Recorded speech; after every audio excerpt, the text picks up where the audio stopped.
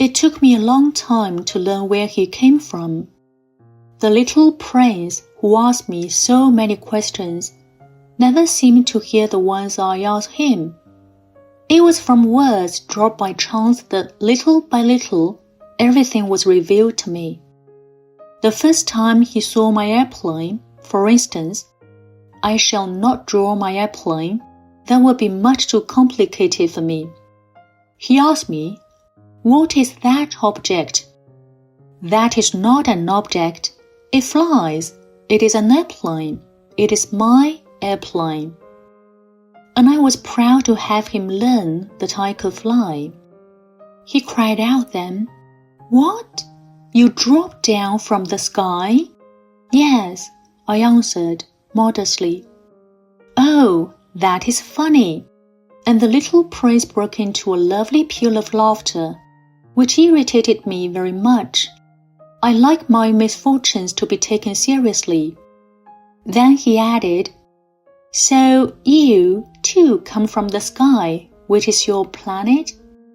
At that moment, I caught a gleam of light in the impenetrable mystery of his presence, and I demanded, abruptly, "Do you come from another planet?" But he did not reply. He tossed his head gently, without taking his eyes from my plane. It is true that on that, you can't have come from very far away. And he sank into a reverie which lasted a long time. Then, taking my sheep out of his pocket, he buried himself in the contemplation of his treasure. You can imagine how my curiosity was aroused by this half-confidence about the other planets. I made a great effort, therefore, to find out more on this subject. "My little man, where do you come from? What is this where I live, of which you speak? Where do you want to take your sheep?"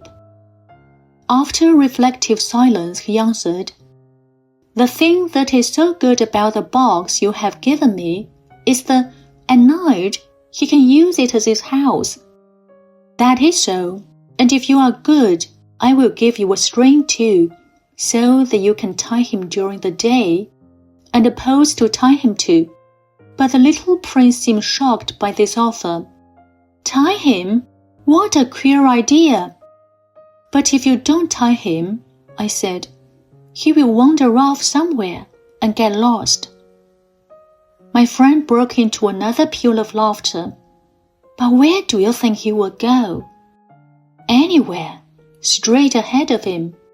Then the little prince said, earnestly, "That doesn't matter. Where I live, everything is so small." And, with perhaps a hint of sadness, he added, "Straight ahead of him, nobody can go very far."